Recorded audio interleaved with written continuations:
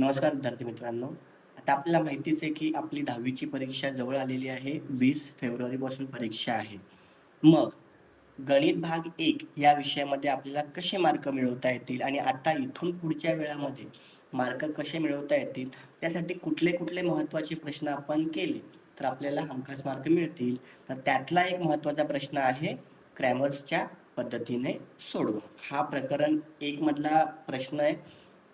1.3 मध्ये आहे Cramer's rule आणि या पद्धतीने आपल्याला प्रश्न सोडवा. हा प्रश्न दरवेळेस परीक्षेला 3 गुणांसाठी येतो. ठीक आहे. आणि यातले काही भाग जे आहेत ते 1 गुणांसाठी आणि 2 गुणांसाठी पण येतात. म्हणजे जर तुम्हाला क्रॅमर्स रूल किंवा क्रॅमर्सची पद्धत आली, तर तुमचे जवळ-जवळ 6 गुण इथे कव्हर होऊ शकतात.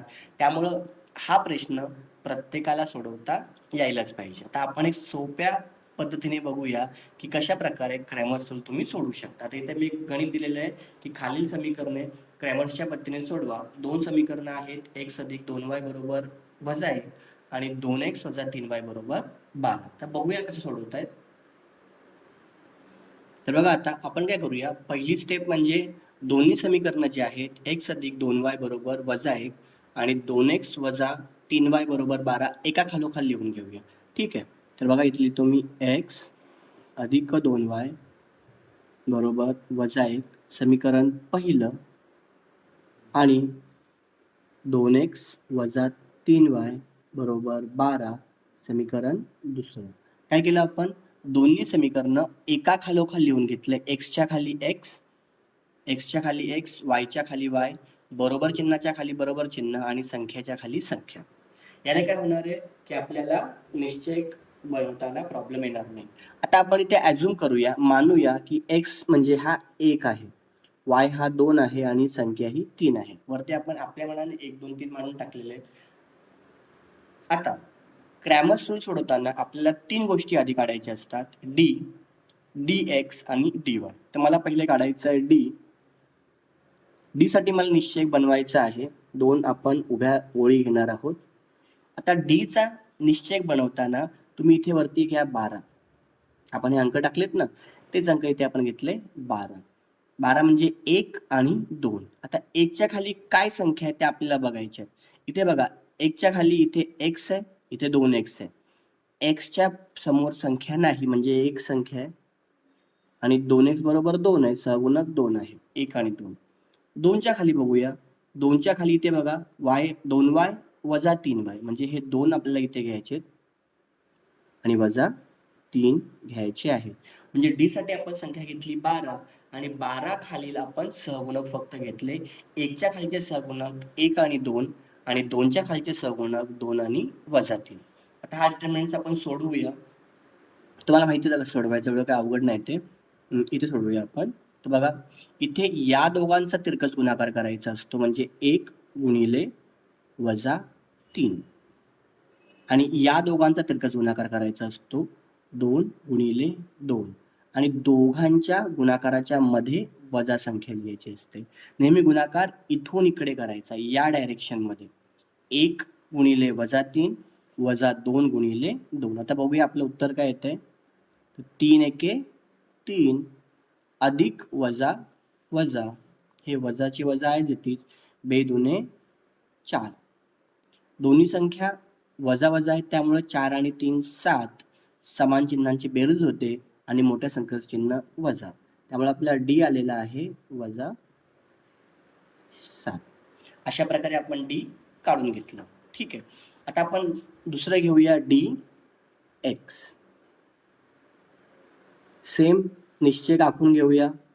d साठी आपण 12 संख्या घेतली होती. dx साठी आपण 32 घेऊया. म्हणजे 3 आणि 2. आता बघायचं 3 च्या खाली काय सहगुणक आहेत?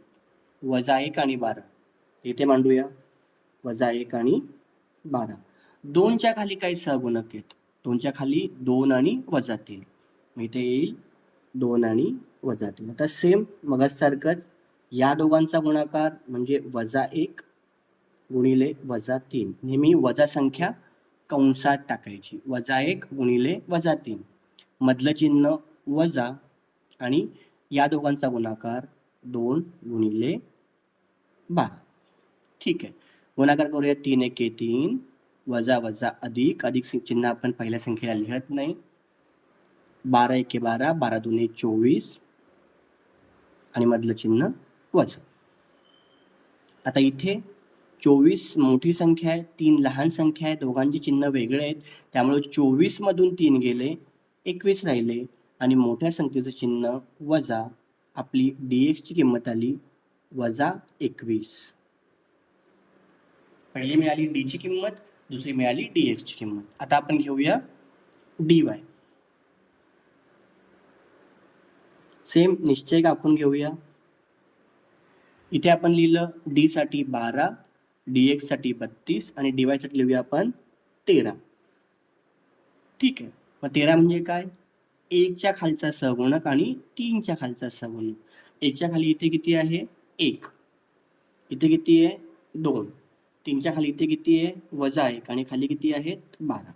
सेम यांचा पण गुणाकार म्हणजे काय येईल? 1 गुणिले 12 मधलं चिन्ह वजा, त्यानंतर वजा 1 असल्यामुळं कंस गुणिले 2.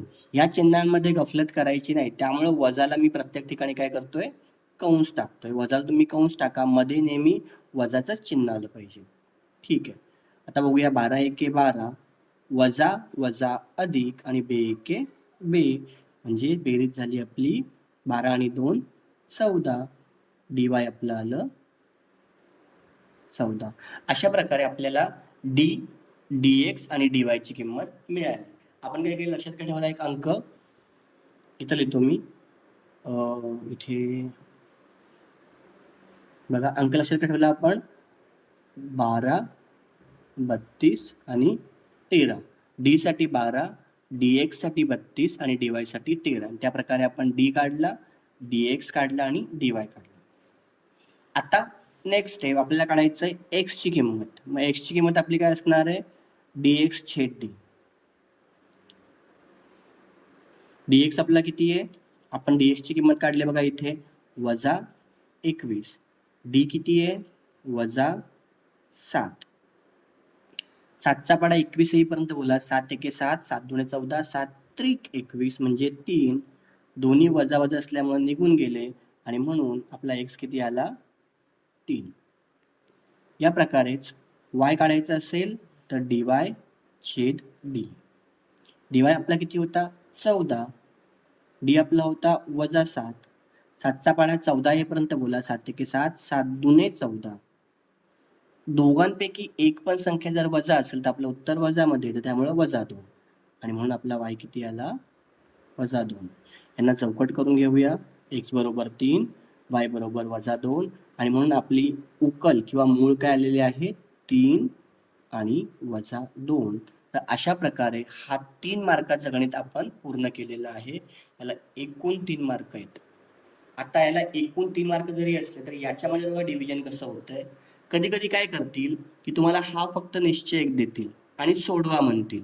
मग ही किंमत काढायची 1 गुणांसाठी, 1 मार्कासाठी. ठीक आहे. म्हणजे इथे 1 मार्काचा प्रश्न पण लपलेला आहे. दुसरं काय करतील की तुम्हाला d, dx आणि dy ची किंमत देतील, तिन्ही किंमत देतील आणि म्हणतील x काढा. x काढा तर तुम्ही ह्या सूत्राने x काढू शकता 2 गुणांसाठी किंवा xy काढा 2 गुणांसाठी. ठीक आहे. तर अशा प्रकारे या एकाच प्रश्नामध्ये 1 गुणांचा प्रश्न, 2 गुणांचा प्रश्न आणि संपूर्ण प्रश्न 3 गुणांचा आहे. आणि हा प्रश्न हमखास परीक्षेला येतो, यावर्षी पण येईलच. अंक वेगळे असतील पण ग्रॅमरच्या पद्धतीने सोडवा असा प्रश्न हमखास परीक्षेला येतो. महाराष्ट्र बोर्डाचे तुम्ही जुने पेपर काढून जर बघितले तुम्हाला कळेल. तर खात्री करतो मी, म्हणजे मला आशा आहे की सर्वांना हे गणित समजलं असेल आणि ज्यांना ज्यांना गणिताची भीती वाटते त्यांनी किमान ही पद्धत केली तर आपले 3 ते 5 मार्क तरी आपले काय होत आहेत? कव्हर होत आहेत. आपल्याला बोर्डाच्या परीक्षेमध्ये या गणितामुळं फायदा मिळतो. अशीच गणितं हवे असतील तर तुम्ही काय करा, मला फेसबुकवर फॉलो करा आणि यूट्यूबवरती सबस्क्राईब करा. भेटूया पुढच्या व्हिडिओमध्ये पुढचं एखादं गणित घेऊन जे महत्त्वाचं असेल 10वी साठी. तोपर्यंत गुड बाय.